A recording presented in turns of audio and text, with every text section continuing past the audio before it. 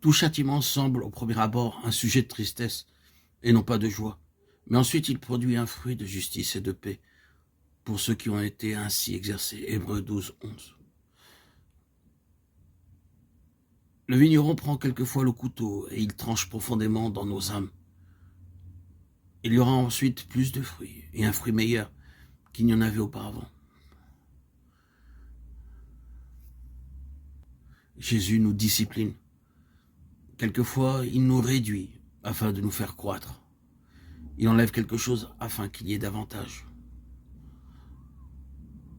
Lorsqu'il voit le sarment, il dit « Celui-ci est très bon, j'ai du plaisir à le voir. Mais je puis faire mieux. Et il y a quelque chose de meilleur que ce que peut faire ce sarment. » Et donc, il l'émonde. Nous arrivons maintenant à ce dernier mot. Le vin sort du raisin par le moyen du pressoir, qui est le symbole de l'épreuve. Quelle pression doit se faire sur le fruit afin qu'il donne du vin? Le pressoir est le symbole du brisement et le fruit est écrasé. Le vin jaillit de son agonie. Le Seigneur Jésus a dit « Je suis le vrai cep ».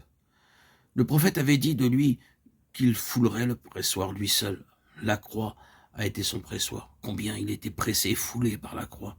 Il a été écrasé et brisé. Mais de ce brisement est sortie la vie que nous avons, vous et moi, et que tant de croyants ont reçu dans toutes les nations.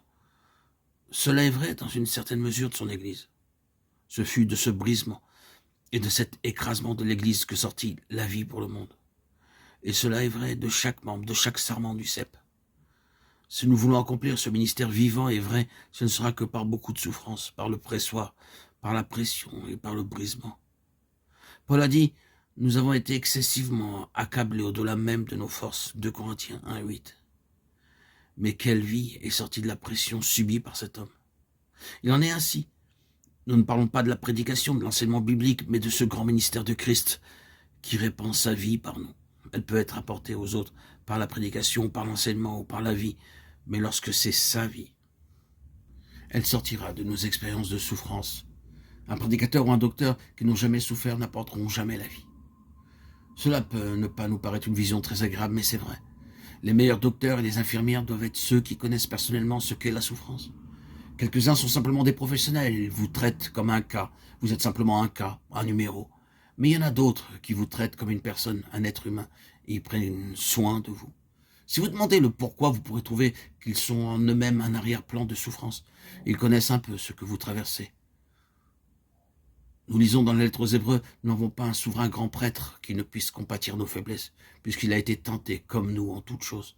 Il peut secourir ceux qui sont tentés. Hébreux 4, 15 et 2, 18. Il a passé par le pressoir et nous en avons reçu la bénédiction. Est-ce pour cela que Paul a dit, afin de le connaître lui, mais la communion de ses souffrances, Philippiens 3, 9. Il savait très bien que les souffrances de Christ signifiaient la vie. Et si Paul désirait quelque chose pour les autres, c'était qu'ils aient cette vie et qu'ils l'aient par lui. Il dit donc, afin de connaître la communion de ses souffrances. Cela peut ne pas être notre ambition et nous pouvons ne pas aimer beaucoup de cette pensée.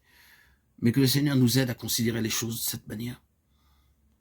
Le Seigneur me fait passer dans le pressoir, il me fait traverser un temps de grande pression. Je suis brisé et écrasé.